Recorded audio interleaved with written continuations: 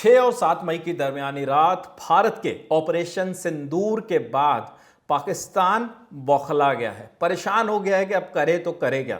तो बड़े ही परेशानी वाले और बौखलाए हुए बयानबाजी अब पाकिस्तान से हो रही है। पाकिस्तान के पूर्व विदेश मंत्री और पीपीपी पार्टी के नेता बिलावल भुट्टो जरदारी का अब एक बयान आया है और मैं आपको बता दूं, बिलावल भुट्टो वही नेता हैं जिन्होंने 22 अप्रैल को पहलगाम आतंकी हमले के बाद सिंधु नदी जल समझौते के रद्द होने पर कहा था कि या तो सिंधु में हमारा पानी बहेगा या फिर उनका खून।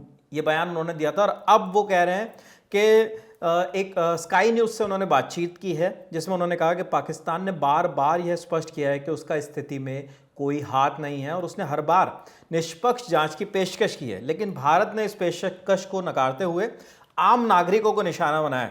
जबकि हमारी आर्म फोर्सेस ने, भारत की, इंडिया के आर्म फोर्सेस ने ये क्लियर किया है कि हमने सिविलियंस को निशाना नहीं बनाया, हमने उन आतंकवादी संगठनों के हेडक्वार्टर्स को निशाना बनाया, उन आतंकवादी संगठनों के ठिकानों को निशाना बनाया है जहां पे आतंक पनप रहा था, जहां आतंक की नर्सरी चल रही थी, जहां पर छुपकर पाकिस्तान आतंकियों को पनाह दे रहा था।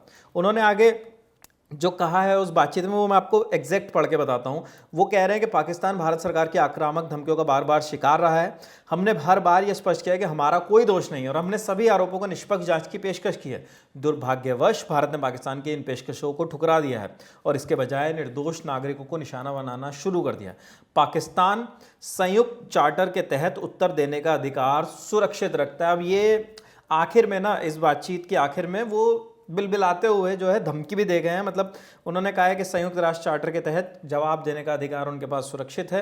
इसका मतलब है कि पाकिस्तान जो है अपनी आत्मरक्षा के लिए कोई भी कदम उठा सकता है। हालांकि पाकिस्तान इस वक्त कितना ज़्यादा बौखलाया हुआ है ये इन बयानों से भी समझ में आ रहा है।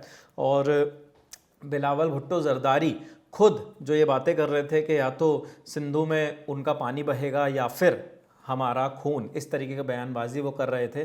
तो इस घटना के बाद कुछ दिन पहले उन्होंने फिर अपने बयान से पलटी मारी और कहा था कि हम शांति चाहते हैं भारत के साथ और शांति बहाल होनी चाहिए पड़ोसी मुल्कों के बीच में। बाकी मैं आपको बता दूं इस स्टोरी का बैकग्राउंड। वैसे तो तमाम वीडियोस, तमाम अपडेट्स हिंदुस्तान के हर नागरिक के पास पहुंच गया है कि भारत ने पहलगाम में उस आतंकी हमले का बदला बीती रात ले लिया है जो पहलगाम में हुआ था और 26 निर्दोष नागरिकों को मारा गया था। निर्दोष नागरिकों को मारने की बात हम पाकिस्तान करता है और इस अटैक में भी कह रहा है, लेकिन निर्दोष नागरिकों को पहलगाम की बेसारन घाटी में मारा गया था जिसके सबूत हमारे सामने हैं, सारी दुनिया के सामने हमने रखे और हमने बताया कि आतंकवादियों ने किस तरीके से सफाया किया। लेकिन इंडियन आर्मी ने आतंकी संगठनों के हेडक्वार्टर्स को, आतंकी संगठनों के ठिकानों को निशाना बनाया है, जिसमें 9 आतंकी ठिकानों को निशाना बनाया गया, जिसमें पाकिस्तान के पंजाब प्रांत में बहावलपुर का मरकज़ सुबहान अल्लाह भी शामिल है। मतलब जैसे मोहम्मद से जुड़े, आतंकियों से जुड़े ठिकानों पर हमने निशाना लगाया और 9 टेरर कैंप जो हैं सक्सेसफुली डिस्ट्रॉय किए गए हैं इस ऑपरेशन सिंदूर में। प्रधानमंत्री मोदी राष्ट्रपति से मिले, अपडेट्स दिए, रक्षा मंत्री राजनाथ सिंह का बयान आया, देश भर से अलग अलग प्रतिक्रियाएं हमारे सामने आ रही हैं। भारत का एक्शन दुनिया देख रही है क्योंकि इस बार भारत ने पाकिस्तान को कड़े शब्दों में जवाब दिया है। लगातार इस खबर पर, इस कवरेज पर हमारी नज़र बनी हुई है। हर नया वीडियो चंद मिनटों में आपको ललन टॉप पर मिल रहा है। शुक्रिया।